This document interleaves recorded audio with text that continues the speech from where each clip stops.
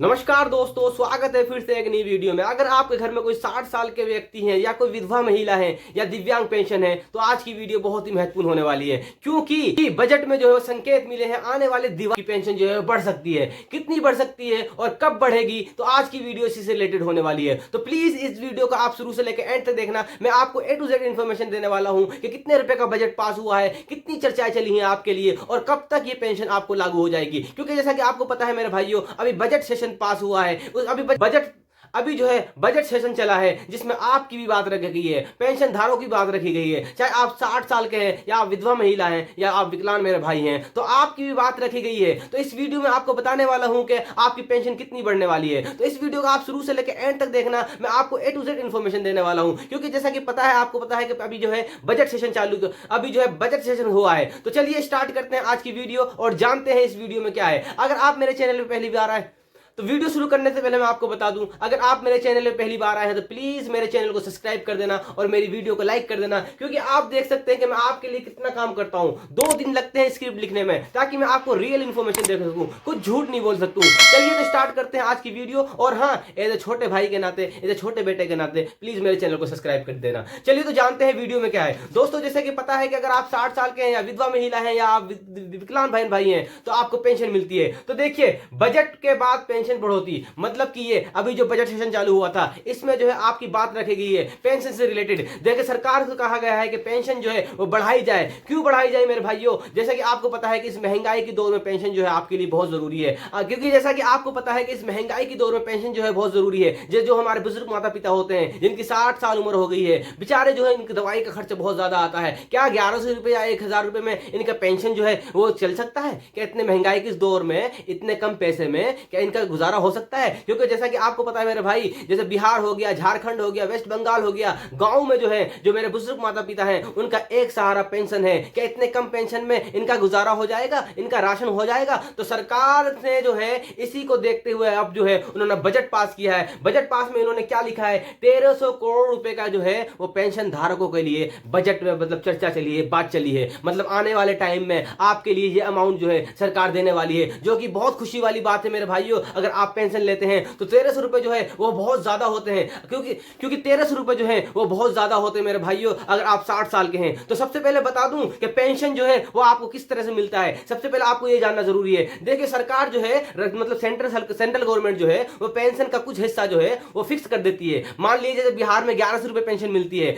तो सरकार मतलब सेंट्रल सरकार जो है वो 550 रुपए आपको देगी। उसमें जो है वो राज्य सरकार 550 रुपए देगी। मतलब सेंट्रल गवर्नमेंट और राज्य गवर्नमेंट दोनों जब मिलते हैं तब आपको पेंशन मिलती है। तो आपने बहुत सारी वीडियो में देखा होगा कि किसी राज्य में पेंशन जो है वो ज्यादा मिलती है, किसी राज्य में पेंशन जो है वो कम मिलती है। वो क्यों कम मिलती है, वो इसका रीजन क्या होता है? तो दोस्तों, इसका रीजन यही होता है। क्या रीजन होता है? सेंट्रल गवर्नमेंट ऑफ इंडिया जो है वो पेंशन को जो है फिक्स कर देती है। उसमें जो है राज्य सरकार जो है कुछ पेंशन को ऐड करती है। जैसे आपने देखा होगा कि हरियाणा में पेंशन थोड़ी ज्यादा मिलती है, महाराष्ट्र में भी 500 रुपए बढ़ा दी गई है, वहीं बिहार में जो पेंशन है वो 1100 रुपए मिलती है। क्यों? क्योंकि आपकी राज्य सरकार जो है वो पेंशन बढ़ाती नहीं है। इसी वजह से आप जो है डिफरेंस देख पाते हैं कि एक कंट्री, एक सिटी में मतलब कि एक स्टेट में पेंशन ज्यादा है, एक स्टेट में पेंशन कम है। ये इसी रीजन की वजह से होता है। तो दोस्तों, अब हम बात करते हैं कि आपकी पेंशन जो है वो कब बढ़ेगी और कितनी बढ़ेगी। दोस्तों, जैसा कि रिपोर्ट के मुताबिक मानूं, आपकी पेंशन जो है वो 1000 रुपए तक बढ़ सकती है, 1500 रुपए तक बढ़ सकती है। मान लिए अगर आपकी पेंशन मिलती है 1100 रुपए, तो आने वाले टाइम में आपको अगर 1000 रुपए या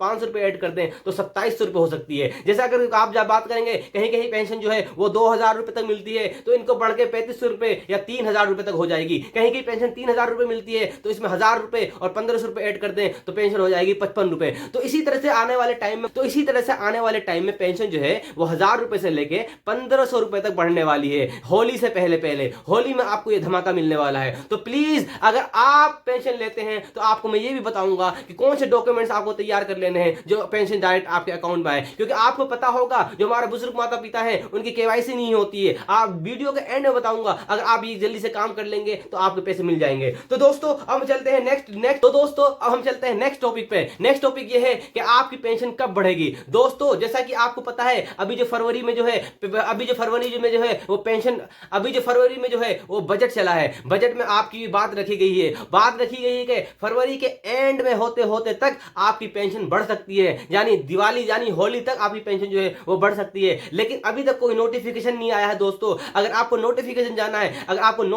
जानना है मेरे भाइयों, तो सबसे पहले आप गवर्नमेंट की वेबसाइट पर जाके नोटिफिकेशन देखिएगा। किसी उल्टी सीधी बातों पे मत आइएगा, क्योंकि नोटिफिकेशन आपको देखना बहुत जरूरी है। आज के दौर में उल्टी सीधी वीडियो बनाई चली जाती है, लेकिन प्लीज आप जो है सबसे पहले नोटिस देखिएगा। मैंने वीडियो इसीलिए बनाई है कि क्योंकि मैंने जो है इस पर पूरी रिसर्च करी है। रिसर्च करने के बाद आपको वीडियो बनाने वाला हूं कि आपकी पेंशन जो है वो आने वाले टाइम में बढ़ सकती है, क्योंकि बजट में इससे रिलेटेड बात हुई है। जैसा कि आपको पता है कि सरकार के ऊपर बहुत ज्यादा दबाव है, पेंशन धारक उन पर दबाव डाल रहे हैं कि हमारी पेंशन बढ़ाई जाए। इसी को देखते हुए सरकार जो है 1300 करोड़ रुपए का बजट जो है वो आपके लिए लेकर आने वाली है। तो दोस्तों ये बहुत बड़ी खुशखबरी है आपके लिए, क्योंकि आपको भी पता है कि पेंशन आपके लिए बहुत जरूरी है। अगर कोई विकलांग है तो उसके लिए कितनी जरूरी पेंशन है, तो आने वाले टाइम में आपकी पेंशन बढ़ सकती है। तो दोस्तों मैं बता दूं आपको, अगर आप पेंशन लेते हैं तो आपको ये काम कर लेना है टाइम रहते, नहीं तो अगर आप ये काम नहीं करते हैं तो आपकी पेंशन जो है वो बैंक में आएगी तो आप निकाल नहीं पाइएगा। वो कौन से काम है दोस्तों, अगर आपका आधार कार्ड बैंक से लिंक नहीं है, यानी केवाईसी नहीं करी हुई है, तो प्लीज टाइम रहते केवाईसी कर लीजिएगा, नहीं तो आपको दिक्कत हो जाएगी। दिक्कत क्यों हो जाएगी कि सरकार जो है वो अब सख्त हो गई है। सख्त क्यों हो गई है? सरकार देखना चाहती है कि आधार कार्ड बैंक कार्ड से लिंक है कि नहीं है, क्योंकि ये बहुत जरूरी है।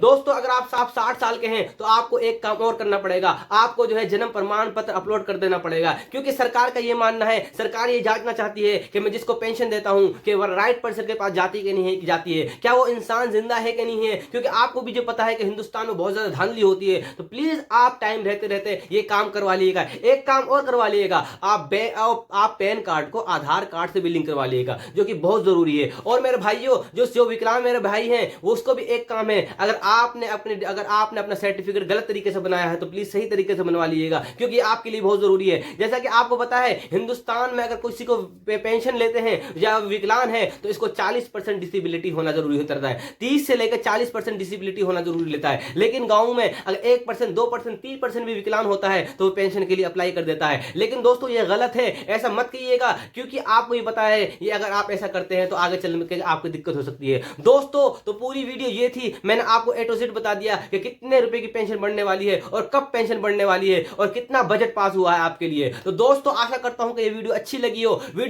हो तो प्लीज मेरी वीडियो को लाइक कर देना और मेरे चैनल को सब्सक्राइब कर देना, क्योंकि मैं इसी तरह की वीडियो आपके लिए बनाते रहता हूं। एज अ छोटे बेटे के नाते, एज अ छोटे भाई के नाते आपके लिए मेहनत करता रहता हूं। चलिए तो मिलते हैं नेक्स्ट